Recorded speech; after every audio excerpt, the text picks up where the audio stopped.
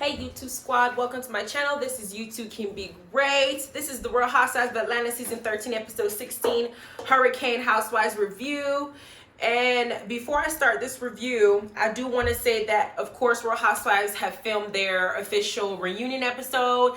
I guess the outfit is black, and there are pictures circulating about the outfits that they were wearing, and I was not impressed by a lot of them. I don't know if it's because they chose the color black and they just felt like, hey, black is not my thing, or I don't want to work with it. But some of them needed the stylist to do a right job. Not all of them were looking good. Porsha's outfit looked great. Cynthia's outfit looked great.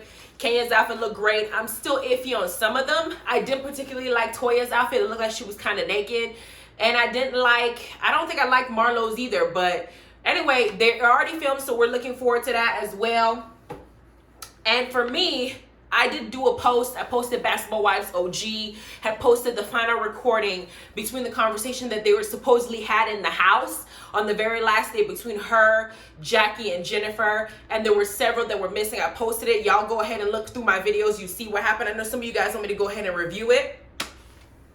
But y'all know that I'm trying to have a baby after this miscarriage. I mean, I'm not trying right away, but I'm still taking prenatals, and I'm still trying to do whatever is necessary to prepare my body to have a child, because I have baby fever. I want to have a miniature version of me and my baby being my husband. So I'm trying to have this nice, calm, peace mindset and trying to review Basketball Wives like some of y'all want me to do. I have to like prepare myself mentally before doing it, because I get so riled up because I see some of the shit that's going on, and I'm just like, you have to be dumb or slow to not see what's going on. So I try to kind of stay away from it, being that I'm still working, trying to get this baby going. And I was just practicing this afternoon, which I felt kind of bad, because I was like, should I repent or pray? Because I had just gotten to church and we came home. My husband was like, let's work on this baby.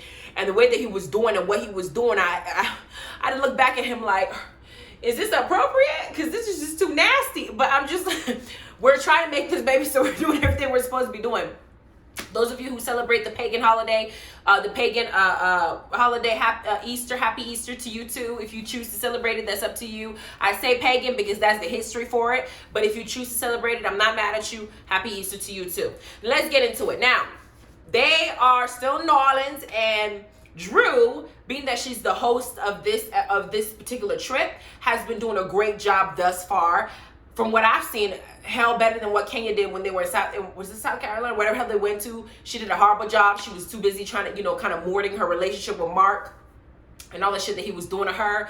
And so she wasn't trying to be like festive, but Drew's doing a really good job. And one of the things that she did was she set up kind of like a cooking class with Big Frida. Big Frida, y'all, you already know. I don't even know if I'm doing it right, but Big Frida is good, New Orleans, butt shaking. She's good at twerking and doing everything that she can. I mean, there's ass everywhere. Like she said, ass everywhere, ass everywhere. And so Big Frida is there to teach them how to do how to make the booty popping potatoes.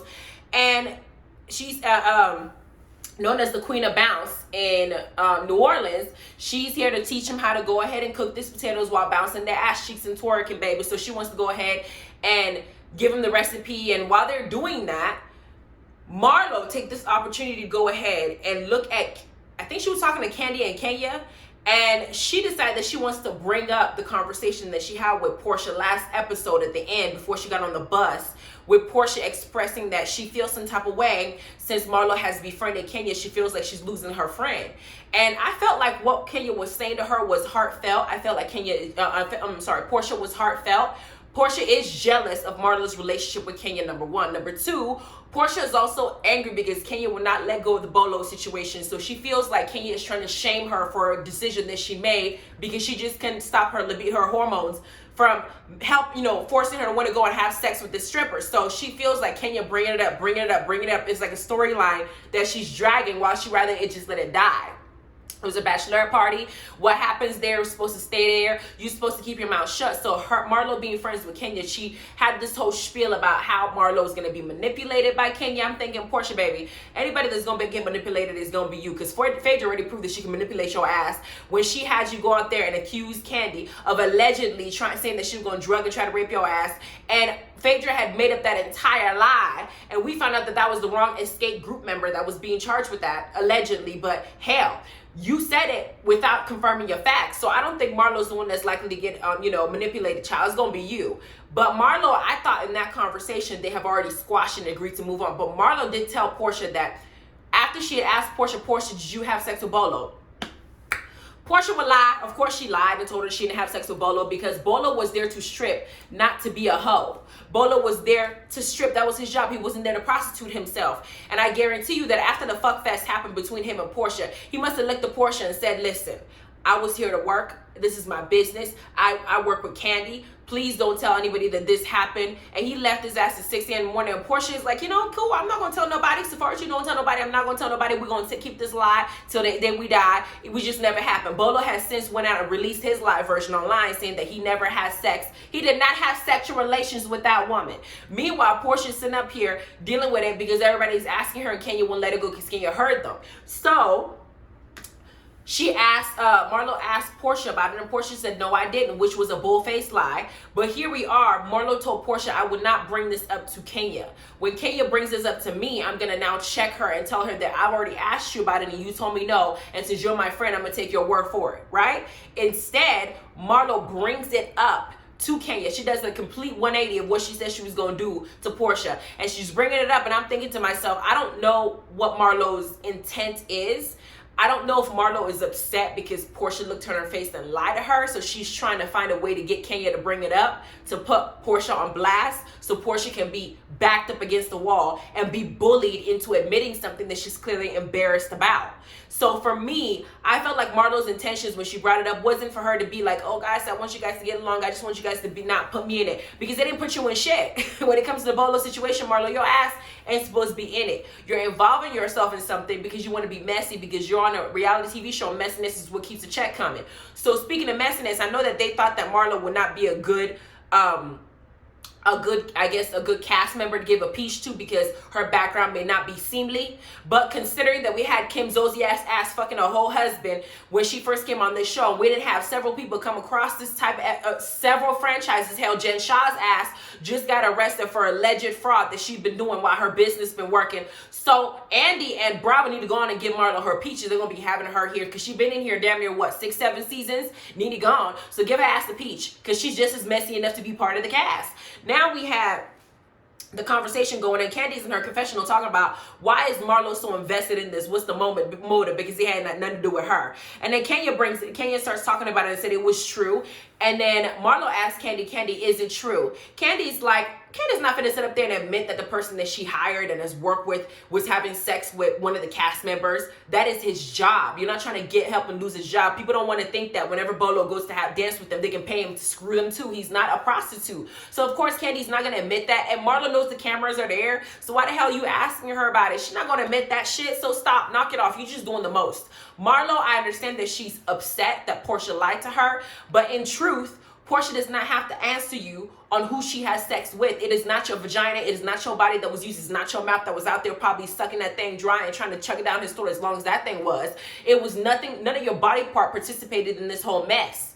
Nothing at all. So technically, you asking her about what she's doing with her puss is an invasion of her privacy as her friend. I don't go to my friends and ask them who they have sex with unless they want to disclose that information to me. So Marlo, the whole Porsha lied to me thing, I get it, but at the same time, I don't get it.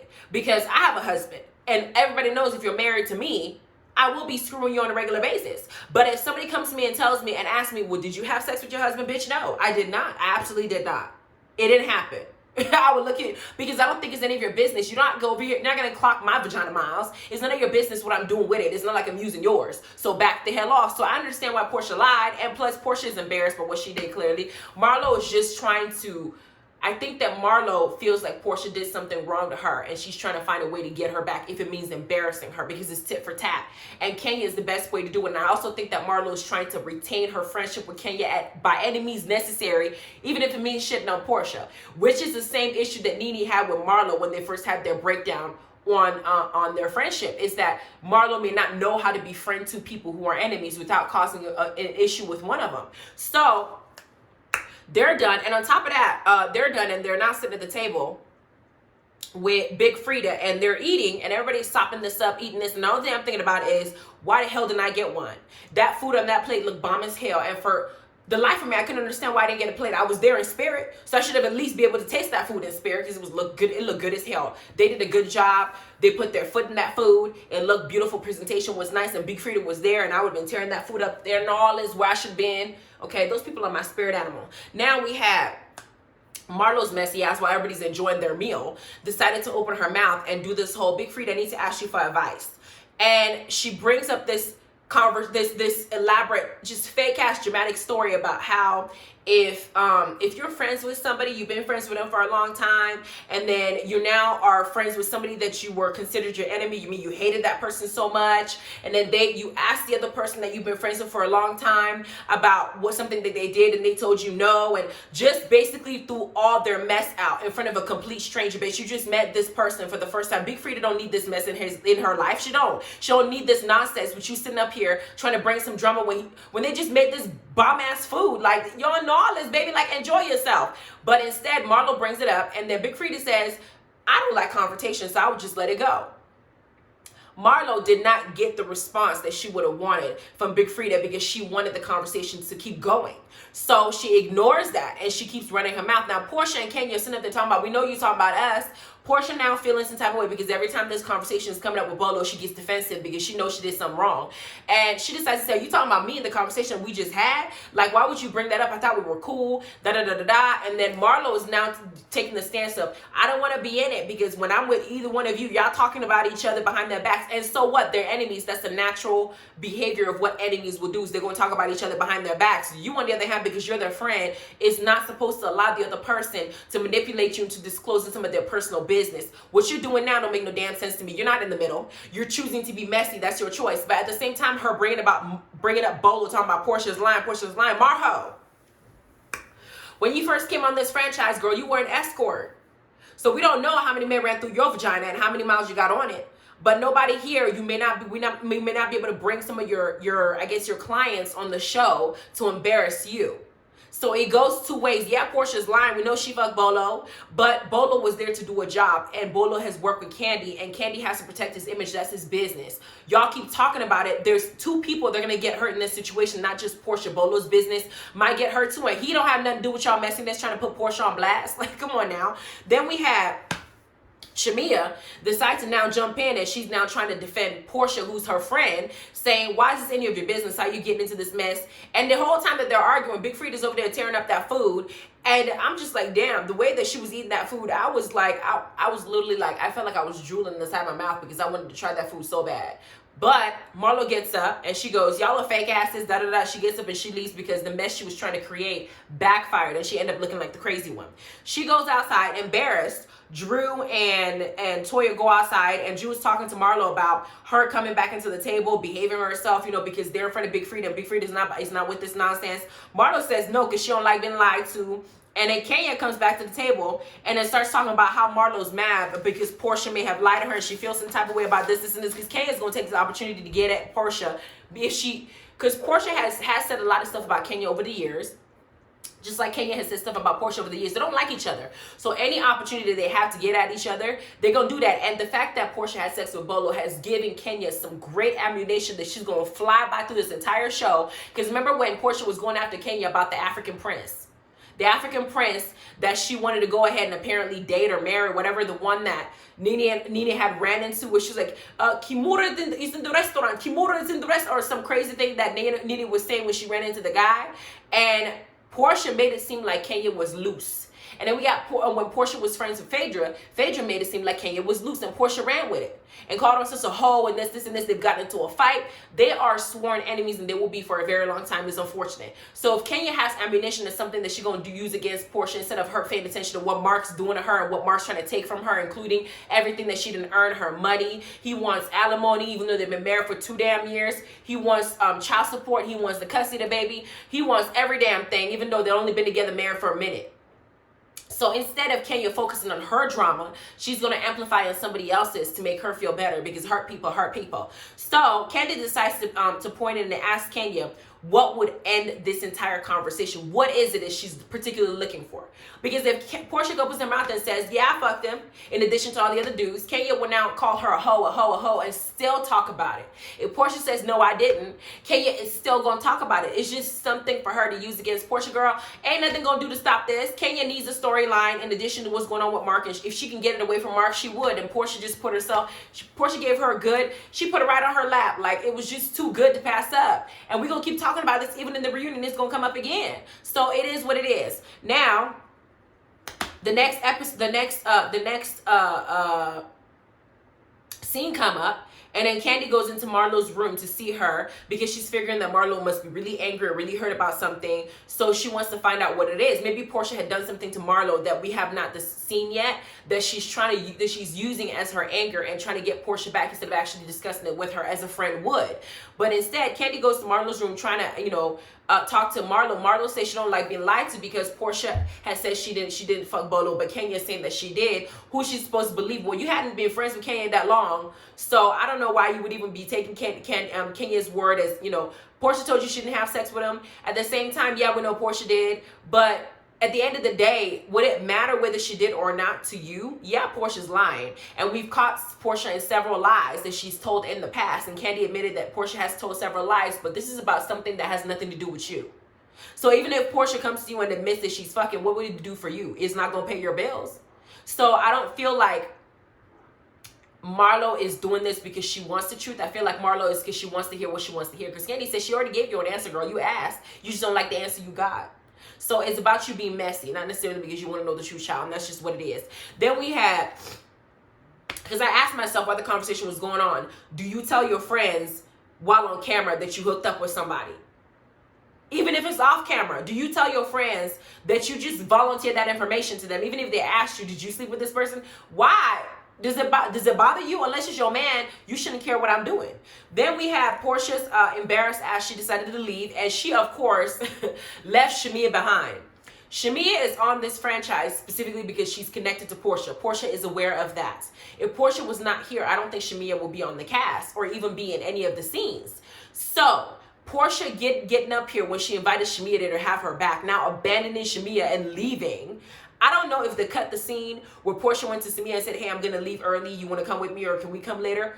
Or Porsha didn't say anything at all and just bounced without telling nobody. In that sense, Porsha is treating Shamia like a throwaway friend. Like she doesn't have any respect for her. Like she's been doing for several years. Like she throws Shamia left and right. Shamia will be there, have her back, fight for her, say whatever. And then whenever Porsha is feeling some type of way or she befriends the wrong person, she'll throw Shamia to the wayside because Shamia will always be there knowing that she has something Shamia wants, which is to be on the show.